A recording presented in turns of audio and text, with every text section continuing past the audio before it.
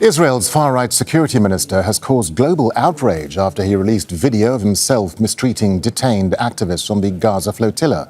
The footage appears to show Itamar Ben-Gvir intimidating and shouting at the handcuffed activists.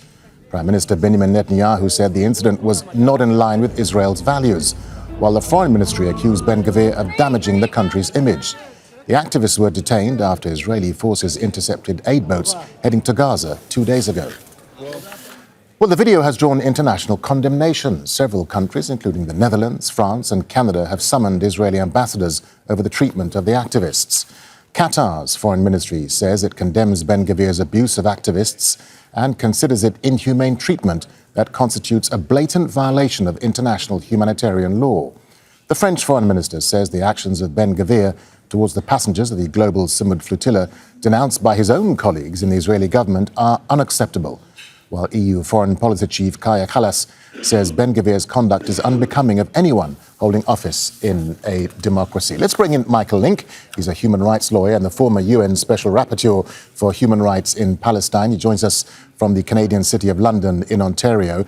Michael, so widespread international outrage at Ben-Gvir for taunting these handcuffed flotilla activists. How surprised are you by the level of official response coming from countries like Qatar, Italy, Canada, the UK and France?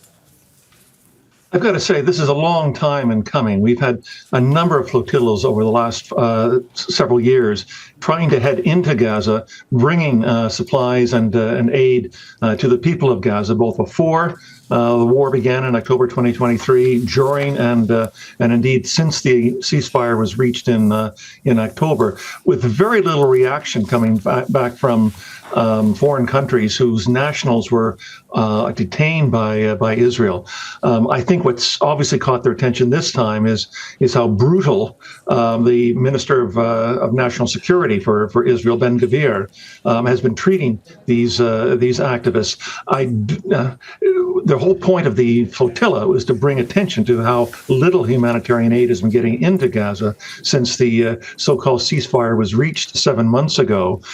And one may also ask where this outrage is with respect to the treatment of Palestinian prisoners. It's been well documented by the United Nations and other human rights groups that National Security Minister Ben-Gvir has imposed very harsh conditions on Palestinian prisoners in Israeli jails, to the point where a number of them have died, and a number of them have, when released, show great emaciation from their conditions. Yeah, and Michael, you're there in Canada, where officials have summoned the Israeli ambassador to demand an urgent explanation. How much official outrage has there been in Ottawa, and what more can and should the Canadian government be doing to prevent the treatment of its civilians, the inhumane treatment of its civilians by Israeli forces and indeed Israeli government ministers like Ben-Gvir?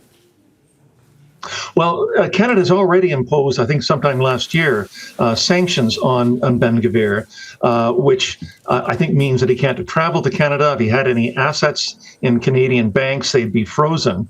But it's shown that that kind of action by itself, picking off several individual Israeli cabinet ministers, really has very little effect on curbing their behavior towards the Palestinians. Yes, the ambassador was called in today. I'm sure that the statement given was probably quite harsh from the Canadian government. It's beginning to find backbone with respect to issues involving Israel and Palestine. But there's a long ways to go for countries like Canada or Europe in terms of how they treat these particular issues. These are not individual members of the cabinet that are off on their own lark with respect to how they're treating either Palestinians or treating foreign activists. This is, in fact, the attitude of the entire Israeli cabinet. Yeah, and it's interesting, Michael, because the Israeli Prime Minister Benjamin Netanyahu responded by saying Ben-Gvir's actions are not in line with Israel's values, but also said that Israel has the right to prevent what he called Hamas terrorist supporters from reaching Gaza. So we have this extraordinary doublespeak coming from the Israeli leader. And let's not forget, Michael, Israel has been intercepting these flotillas in international waters, which is illegal anyway. You're absolutely right with respect to the law. These were intercepted somewhere off the coast of Cyprus, sailing from Turkey towards Gaza. That is illegal to wind up intercepting and arresting activists who've committed no crime known to international law or even domestic law with respect to this. And as for their treatment now, I don't think Benjamin Netanyahu would have really cared what Ben-Gvir was doing to these activists, except the fact that Ben-Gvir was so bold as to put all of this on video and then release it to the world, which is embarrassing. Even Mike Huckabee, the American ambassador, probably the best American ambassador that Israel ever could have wanted to be representing the United States in Israel, said that this was disgraceful by Ben-Gvir. If you've upset Mike Huckabee, you've really gone a long ways to straining relationships. Michael Lynk, human rights lawyer and former UN Special Rapporteur for Human Rights in Palestine. Michael, many thanks for your time. Thank you. Darren, thank you very much.